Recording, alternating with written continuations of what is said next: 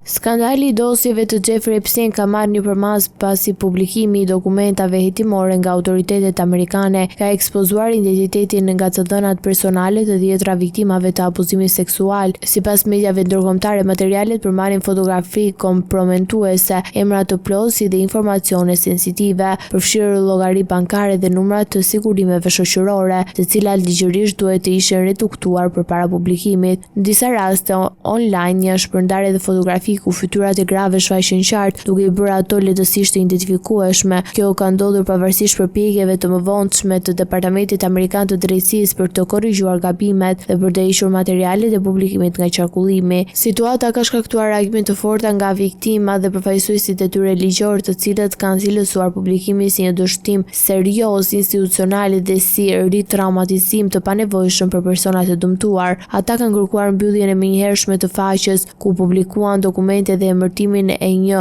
monitoruesi të pavarur për të garantuar mbrojtjen e privatësinë dhe për të parandaluar shkeljen e tjera. Ndërkohë, një nga viktimat e Epstein, Haley Robson, ka thënë një dëshmi për mediat italiane, duke rrëfyer se në vitin 2002, kur ishte vetëm 16 vjeçë, u dërguar në rezidencën e financierit nga persona që i besonte dhe u abuzua seksualisht. Sot ajo shpreh se ndihet e zgënjur nga mënyra se si sistemi i drejtësisë ka trajtuar çështjen dhe akuzon institucionet për mungesën e transparencës dhe përgjegjësisë. Robson ka drejtuar kritika dhe ndaj presidentit amerikan Donald Trump, duke thënë se ai nuk ka mbajtur premtimin për zbardhjen e plotë të skandalit dhe për mbrojtjen e viktimave. Rasti ka rindezur debatin publik në Shtetet e Bashkuara mbi sigurinë e të dhënave personale, transparencën institucionale dhe nevojën për trajtim të ndjeshëm ndaj personave që kanë përjetuar abuzime.